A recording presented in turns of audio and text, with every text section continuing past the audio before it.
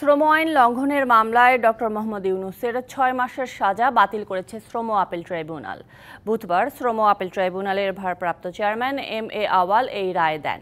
এছাড়া সাজা বাতিল করা হয়েছে একই মামলার গ্রামীণ টেলিকমের ৩ জন কর্মকর্তারও।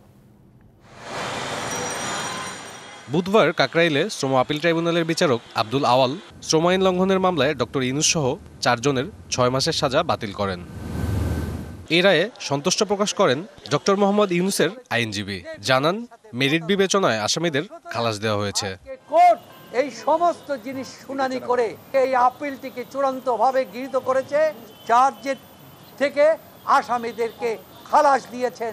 আসামি যে ৪ জন, ডক্টর মোহাম্মদ ইউনূস, তারপরে হচ্ছে আশরাফুল হাসান, নূরজাহান বেগম এবং মোহাম্মদ শাহজাহান, তারা হচ্ছে চেয়ারম্যান এবং ডাইরেক্টর গ্রামীণ টেলিকম। অর্থদণ্ড সহ যা আছে এই মামলা সমস্ত জিনিস এই মামলায় বাতিল ঘোষণা করা।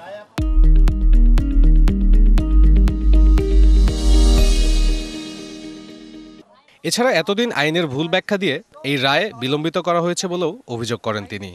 এই মামলাটির আপিলটি মেরিটের মাধ্যমে মেরিট শুনানি করে দ্রুত নিষ্পত্তি করা হোক। কোর্ট তখন এই আজকের ডেট নির্ধারণ করলেন।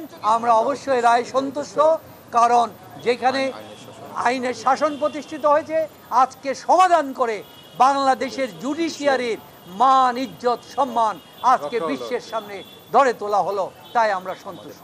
শ্রম আইন লঙ্ঘনের অভিযোগে গ্রামীণ টেলিকমের চেয়ারম্যান ডক্টর মোহাম্মদ ইউনূসের বিরুদ্ধে ২০২১ সালের ৯ সেপ্টেম্বর মামলাটি করেছিল কলকারখানা ও প্রতিষ্ঠান পরিদর্শন অধিদপ্তর। সাব্বির রোজ, ডিবিসি নিউজ, ঢাকা।